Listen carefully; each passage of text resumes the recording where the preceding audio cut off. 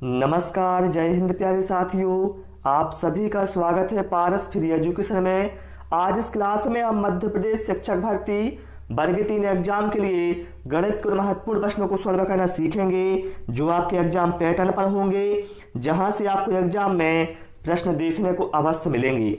इसलिए आप सभी से मेरी रिक्वेस्ट है कि आप लोग वीडियो कंप्लीट देखें और आप लोग कितना स्कोर कर पाते हैं वो भी आप हमें कमेंट करके अवश्य बताएंगे।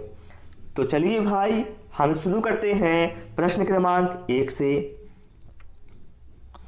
यहाँ पर क्या है, यहाँ पर कहा गया है त्रिभुज के 3 कोणों में से एक कोण सबसे बड़े कोण का 1/3 है और दूसरा कोण सबसे बड़े कोण का 2/3 है। तो सबसे बड़ा कोण क्या होगा? बहुत ही शानदार प्रश्न है। चलिए भाई, इस प्रश्न को हम सॉल्व करते हैं। भैया हमने मान लिया त्रिभुज का सबसे बड़ा कोण x अंश है, ये हमने मान लिया। अब क्या है, एक कोण सबसे बड़े कोण का 1/3 है, तो सबसे बड़ा कोण x है, इसका 1/3 मतलब 1/3। x इंटू 1/3 कितना हो जाएगा? x/3 हो जाएगा ना। फिर दूसरा कोण सबसे बड़े कोण का 2/3 है, तो सबसे बड़ा कोण x है, x का 2/3 कितना हो जाएगा? 2x/3।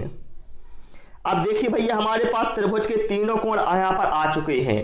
ठीक है, अब हम सभी जानते हैं त्रिभुज के तीनों कोणों का योग 180 अंश होता है, जानते हैं ना। तो हम इन तीनों के योग को 180 के बराबर रखेंगे। रखिए, x plus x/3 plus 2x/3 बराबर रखना है 180 के। ठीक है, अब देखिए यहाँ पर साथियों क्या है, जो एलसीएम है वो कितना आएगा? 3 आएगा ना। अब हम क्या करेंगे, 1 का भाग 3 में देंगे, कितनी बार जाएगा? 3 बार। तो यहाँ पर 3x हो जाएगा।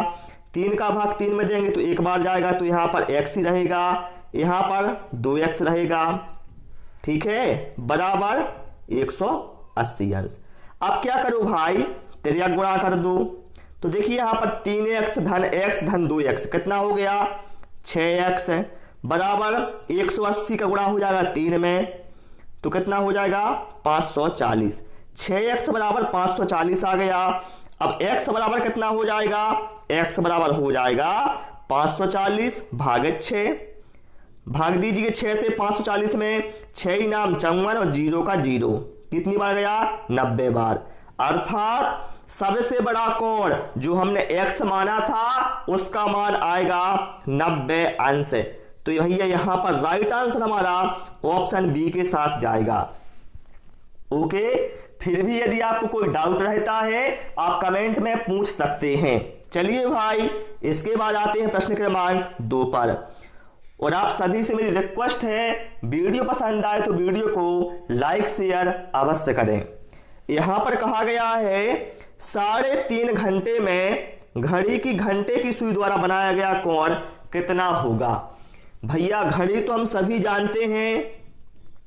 ठीक है, देखिए घड़ी की जो घंटे की सुई है हम सभी को पता है, वह 12 घंटे में एक चक्कर पूरा करती है। एक चक्कर पूरा करने का मतलब कितना है? वह 360 अंश घूमती है 12 घंटे में। बस यही कॉन्सेप्ट हमारे यहाँ पर काम करेगा। ठीक है, क्या है, हम सभी जानते हैं जो घड़ी की घंटे की सुई है वह 12 घंटे में 360 अंश का कोण बनाती है या घूमती है। ठीक है, तो भैया 12 घंटे में 360 अंश है, तो 1 घंटे में कितना घूमेगी? 360 भागित 12, 12×3 36, 0 का 0। मतलब घड़ी की जो घंटे की सुई है वह 1 घंटे में 30 अंश का कोण बनाएगी ना, या 30 अंश घूमेगी। ठीक है, अब हमें क्या है, 3.5 घंटे बताना है कितना कोण बनाएगी। तो 3.5 घंटे का मतलब कितना है? 3 सही 1/2 घंटा, ये हो गया 3.5 घंटे, हो गया ना। तो पहले इसको हम क्या करेंगे, सामान्य भिन्न में चेंज कर लेंगे। 3 दूनी 6 और 1 7/2। ठीक है, अब बहुत आसान प्रश्न यहां पर अब हो गया है। देखिए 1 घंटे में 30 अंश का कोण बनाती है घड़ी की घंटे की सुई, तो बताना है 7/2 घंटे में कितना कोण बनाएगी। कुछ नहीं करना भैया, 7/2 में गुणा कर दो आप लोग 30 का, 2 एकम 2, 2 15 30, कितना बचा 7 गुणे 15, 15 सत्य कितना होता है 105। मतलब 3.5 घंटे में जो घड़ी की घंटे की सुई है वह 105 अंश का कोण बनाएगी। यहां पर राइट आंसर भैया हमारा ऑप्शन सी के साथ जाएगा। ठीक है, और जिन साथियों ने अभी तक हमारे चैनल को सब्सक्राइब नहीं किया है भैया चैनल को भी सब्सक्राइब अवश्य करें। चलिए प्रश्न क्रमांक 3 पर आते हैं। यहां पर कहा गया है 9 क्रमागत 3 की गुणज संख्याओं का योग 135 है, पहली व अंतिम संख्या का योग क्या होगा। साथियों इस तरह के क्वेश्चन जिस ट्रिक से मैं आपको बताने वाला हूं आपको हमेशा इसी ट्रिक का यूज करना है, बहुत कम समय में आप ऐसे क्वेश्चन कर पाएंगे। देखिए यहां पर क्या है, संख्याएं कितनी है 9 क्रमागत संख्याएं हैं जो क्या है 3 का गुणज है। तो सबसे पहले आपको क्या करना है, जितनी संख्याएं हैं उनका भाग दीजिए योगफल में। मतलब योगफल कितना है यहाँ पर 135 है और संख्याएं कितनी है 9, तो हमें यहाँ पर 135 में 9 से भाग लगाएंगे तो कितनी बार जाएगा 15 बार। ये 15 क्या है भैया, जो यहाँ पर आता है वह आपकी बीच वाली संख्या आ गई। मतलब बीच वाली संख्या हमारी कितनी है 15। टोटल संख्याएं 9 थी, मतलब 4 संख्याएं इसके पहले होंगी और 4 संख्याएं इसके बाद होगी। अब देखिए 15 के पहले कौन सी संख्या होगी 14 होनी चाहिए, लेकिन यहां पर क्या है वह संख्या 3 की गुणज होगी। मतलब 15 के पहले 3 के गुणा में क्या आता है 12 आता है, 12 से पहले क्या आता है 9 आता है, 9 से पहले 6 और यहां पर 3। ठीक है, 15 के पहले 4 संख्याएं ये होंगी और 15 के बाद 4 संख्याएं कौन कौन सी होंगी। 15 के बाद 3 के दुनिया में 18 आता है, 21 आता है, फिर 24 आता है, फिर 27 आता है ना। अब हमें क्या है पहली व अंतिम संख्या का योगफल बताना है। भैया पहली संख्या यहां पर आप देख सकते हैं, पहली संख्या कितनी है 3 है और अंतिम संख्या कितनी है 27। तो दोनों को जोड़ दो, 27 और 3 कितना हो गया 30 हो गया।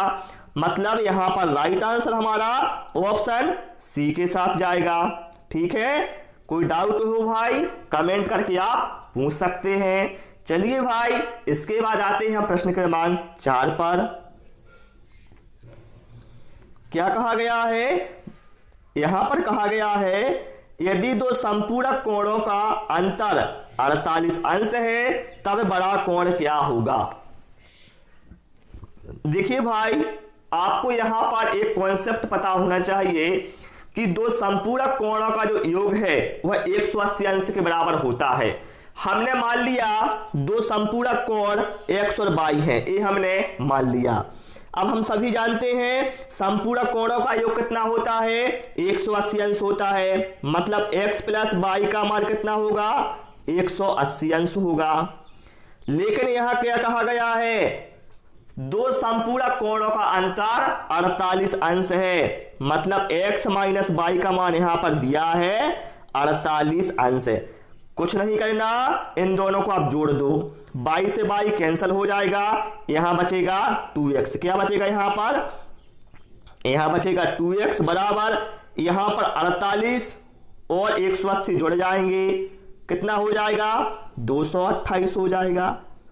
तो x बराबर कितना हो जाएगा 228 भागित 2, 228 में 2 से भाग देगो तो 114 मिलेगा। मतलब सबसे बड़ा कोण कितना होगा 114 अंश होगा। यदि पूछा जाता सबसे छोटा कोण कितना होगा, भैया सबसे बड़ा कोण जब 114 है और दोनों का योग 180 अंश होता है तो सबसे छोटा कितना होता, सबसे छोटा होता हमारा 66 अंश का। ठीक है, चलिए भाई इसके बाद आते हैं प्रश्न क्रमांक 5 पर। यहां पर कहा गया है 2 संख्याओं का योग 40 है। यदि एक संख्या बड़ी संख्या का 1/7 है तो संख्याएं खालिस्तान होंगी। देखिए भैया, हमने मान लिया बड़ी संख्या यहां पर x है, हमने मान लिया क्या है, बड़ी संख्या कितनी है, x है। ओके, अब क्या है, इसमें कहा गया यदि एक संख्या बड़ी संख्या का 1/7 है। भैया बड़ी संख्या जब x है तो छोटी संख्या कितनी होगी, 1/7 है ना इसका, तो x का 1/7 कितना होगा, x इंटू 1/7 बराबर हो जाएगा x/7। ठीक है, ये दो संख्या हमारे पास आ गई हैं। अब इनका योग हमें कितना दिया है, 40 दिया है, तो इनको हम 40 के बराबर रख देंगे। x धन x/7 बराबर 40। इतना सभी को समझ में आया। अब क्या होगा भाई, 7 का गुणा x में इन दोनों को जोड़ेंगे तो यहां पर हो जाएगा 7x धन x/7 बराबर 40 हो जाएगा ना। अब क्या करो भाई, तेरे गुणा कर दो। देखिए 7x धन x कितना हो गया, 8x है। 8x बराबर 7 गुणे 40 280। 8x बराबर आ गया हमारे पास 280। तो x बराबर कितना होगा, 280 भागित 8। चलिए इससे में भाग दीजिए, 8 3 24, बचेगा 4, सो जाएगा 40, 8 5 40। मतलब x का जो मान, जो सबसे बड़ी संख्या है वो 35 होगी। सबसे बड़ी संख्या कितनी होगी, 35 होगी। भैया जब सबसे बड़ी संख्या 35 है और दोनों का योग 40 है तो छोटी संख्या कितनी होगी, 5 होगी। ठीक है, अर्थात 35 और 5, सबसे बड़ी संख्या होगी 35 और सबसे छोटी संख्या होगी 5। तो यहां पर राइट आंसर हमारा ऑप्शन डी के साथ जाएगा। ठीक है, चलिए भाई इसके बाद आते हैं प्रश्न क्रमांक 6 पर।